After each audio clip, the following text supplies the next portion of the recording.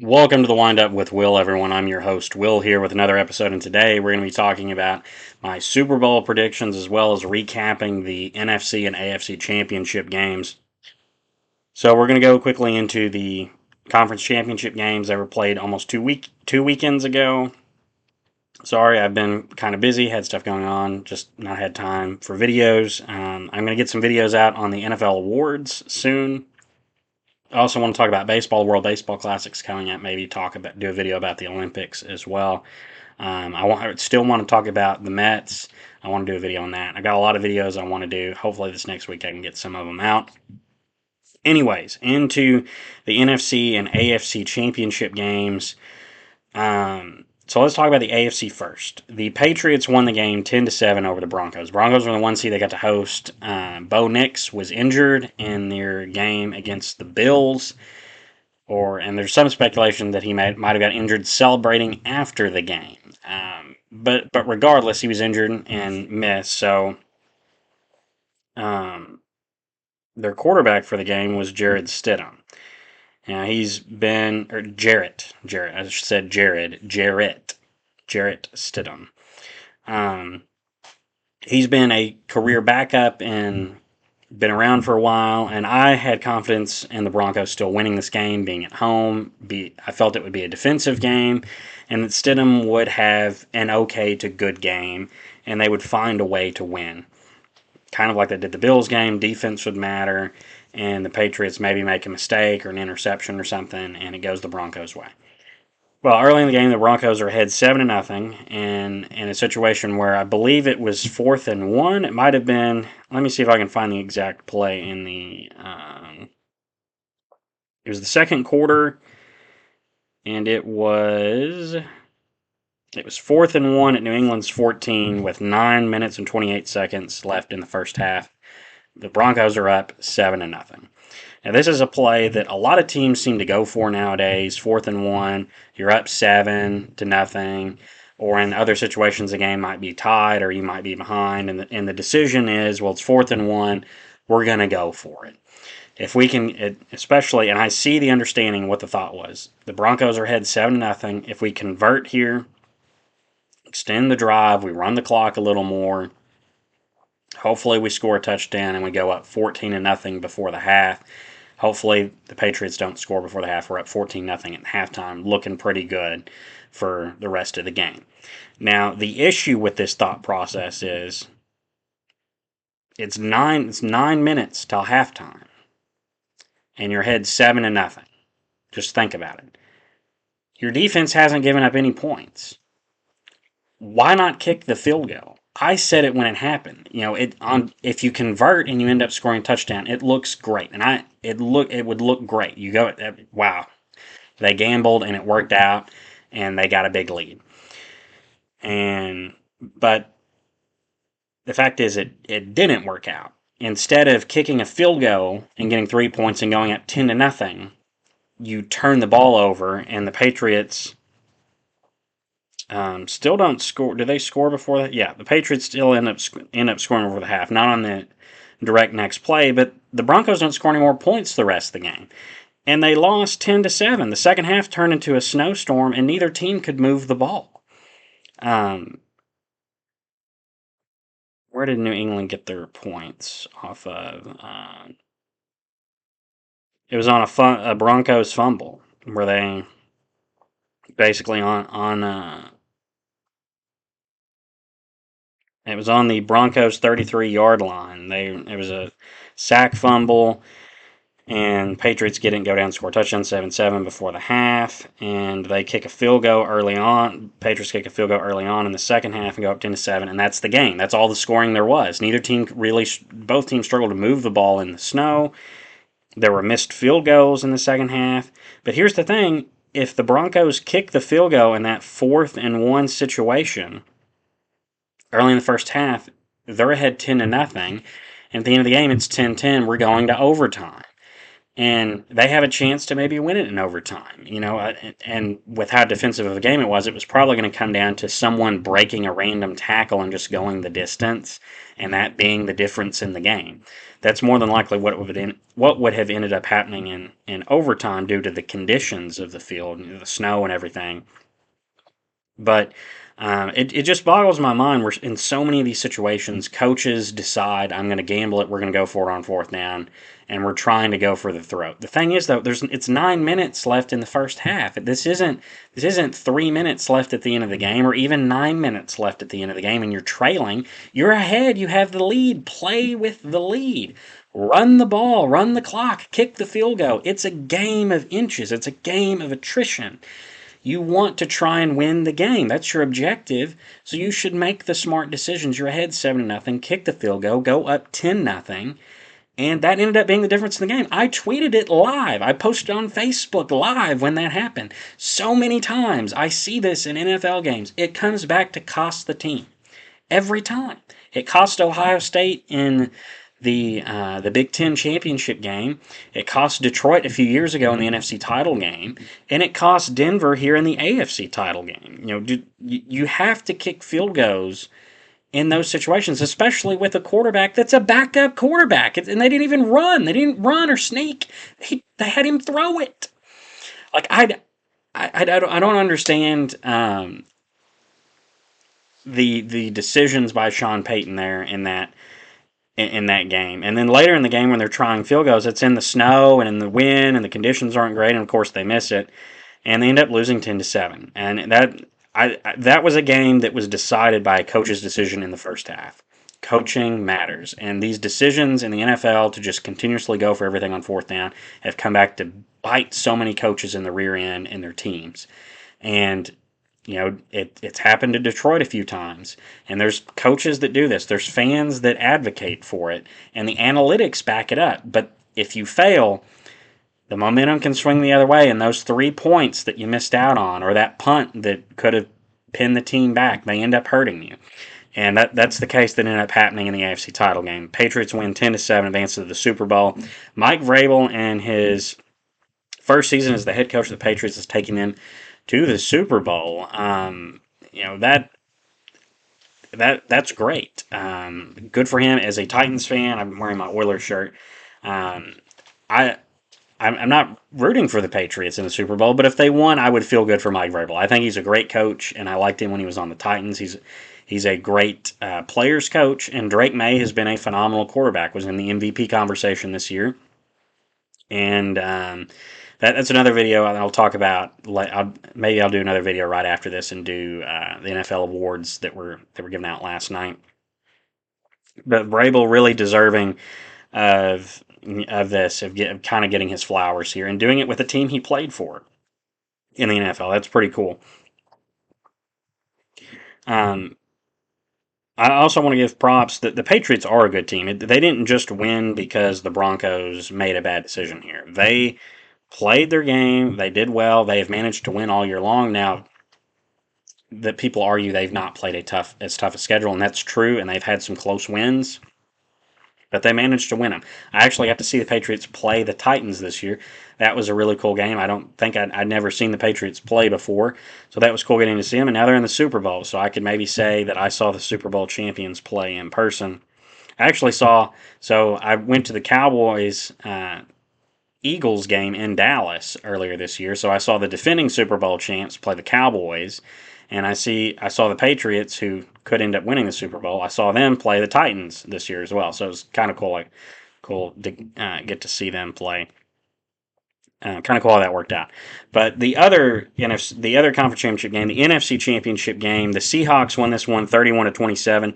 I didn't watch as much of this game. I think we had a game night that night. It was kind of on in the background.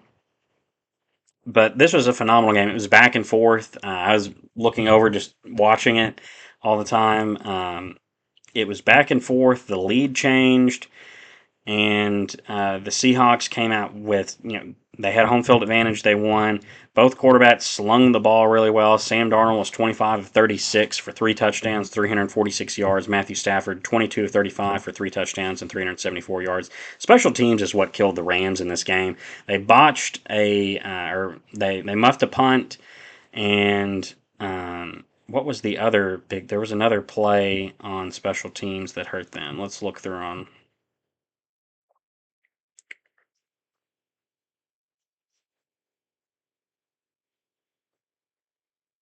Yeah, there was the muffed punt. No, I think that was the one play I'm thinking of. The Seahawks muffed the punt, or the Rams muffed the punt from Seattle, and then Seattle gets an easy touchdown out of it. And what do you know? They won by 4 points. Again, mistakes happen in games. This isn't really a coaching failure. This is just a special teams failure. In these big moments, sometimes guys on special teams, that's the difference in the game. That was the difference in the Indiana-Miami National Championship game, was a blocked punt in the end zone for a touchdown. Those things add up. Those things can be the difference in the game. That was the difference in the Seahawks-Rams game, was that muffed punt. The touchdown it ended up giving Seattle a touchdown, and they won by 4 points. So that's really the difference in that game. I was wrong in my predictions. I'll admit that. I picked the Broncos to somehow beat the Patriots, and I said the Rams would win just because I thought that they were arguably the better team, and they played close games against the Seahawks both times, so I could see it being close. And it was a close game. But I was wrong on my predictions. I picked the Rams to end up winning the Super Bowl over the Broncos. Neither of those teams are there. Super Bowl matchup we did get is the Seahawks and Patriots, which is tomorrow at 5:30 on NBC or on Peacock. If you're wanting to watch it, is Super Bowl 60. And both these teams are 14-3. The Patriots were the 2 seed. The Seahawks were the 1 seed. The Patriots were the 2 seed in the AFC, and the Seahawks were the 1 seed in the NFC. The Super Bowl is being played in it's San Francisco Stadium, Levi Stadium, but it's actually in Santa Clara, California. It's like 30 miles outside San Francisco, but it's in the San Francisco Bay Area. It's for better or worse, it's San Francisco, but it's Santa Clara. Trying to look at what are the odds? What's the over under in this game? Why am I not getting an over under? We're gonna look that up real quick. I'm still filming. I'm gonna grab this. The ESPN app is infuriating to me at times of not giving me the over under.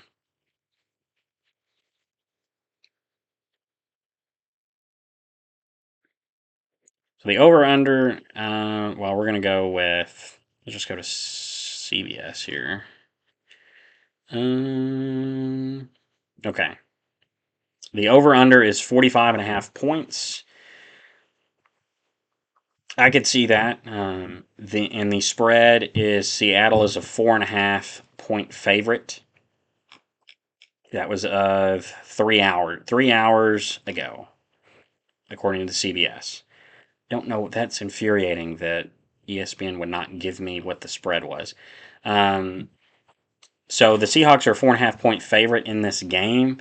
And I would be willing to say that I agree with that. I think the Seahawks are the better team on paper. Sam Darnold has had a phenomenal year. Their defense is good. They've got a good run game. They have arguably the best wide receiver in the game in Jackson Smith-Njigba.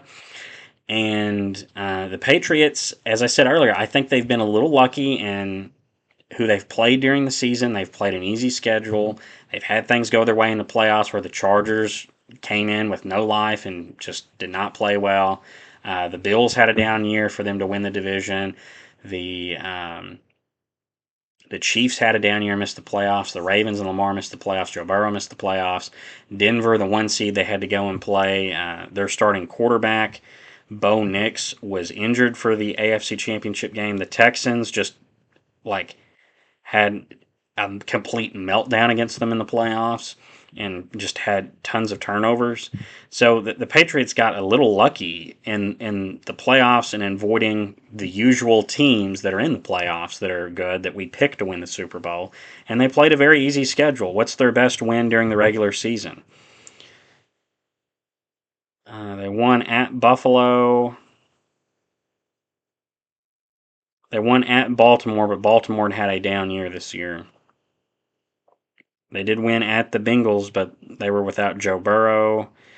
They won at the Buccaneers, but the Buccaneers imploded as the season went along. Their best win is at Buffalo, which is a good win, but it's really their only good win. All of their other wins are against teams with losing records. Um, they had a very easy schedule. And then the playoffs, they had an easy path to get here. I think they're a good team. I think they're a defensive team. And I think Drake May is a great quarterback. I think he is going to be one of those quarterbacks we look at as an arguably top 10 quarterback going forward. He was an MVP candidate this year. And Mike Vrabel's a good head coach. He has been in situations like this with the Titans, where the Titans reached the AFC title game with him. They reached the 1 seed one year. He is a good coach. He knows what he's doing. His players believe in him, and they play hard, and he gets the best out of his players. But I think on paper, I think Seattle is a better team. I think it will be a close game still, but I'm going to pick New England to cover the spread and Seattle to win the game. Give me Seattle to win 23-20 over the Patriots in Super Bowl 60 tomorrow. I think they win on a field goal and they get revenge for the Malcolm Butler interception that cost them the Super Bowl back during the 2014 season. So I think this is going to be kind of a revenge game in the minds of fans, but I don't think anyone from those staffs or that played on either of those teams are on these teams anymore. I don't think anyone is still. I could be wrong on that. You can correct me in the comments if I'm wrong. I don't think anyone of like the coaches or any of the players are still on these teams. I could be wrong on that. There could be like an offensive lineman or something like that. I don't think Bobby Wagner is on the Seahawks anymore. I could be wrong. He might have gone back. Let's look real quick. I'm just looking over their defense because that's the only thing I can think is that.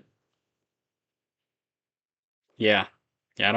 I don't think anyone is that played in that Super Bowl are on these teams anymore. So it's not maybe not as much of a revenge to the players or the coaches, but in the fans' minds of this is a rematch. And it is a rematch. It's two teams that played each other 12 years ago in the Super Bowl, or yeah, I guess 11 years ago in the Super Bowl, and we got ourselves a rematch. And I think the Seahawks are going to win. I think they'll win by 3. I think it'll come down. I think it'll be a gritty defensive game. It might come down to an interception by Drake May or Sam Darnold, but I think Drake May maybe makes an interception, or there's a tip, or there's a sack or strip sack or something. There's going to be something defensively that Seattle does that's going to win them this game and give them their second Super Bowl title and deny the Patriots a 7th.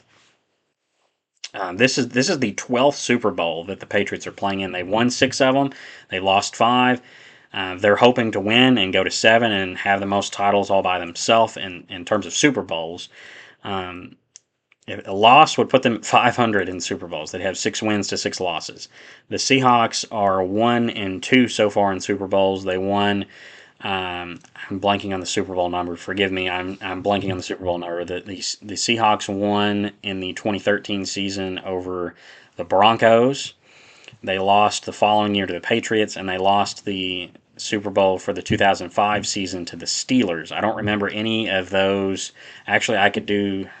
No, I don't remember the numbers. I apologize, but they're 1-2 in previous Super Bowls, so they're hoping to win their second Super Bowl title and go to 500 as well and be 2-2 in Super Bowls. So those are my thoughts on this game.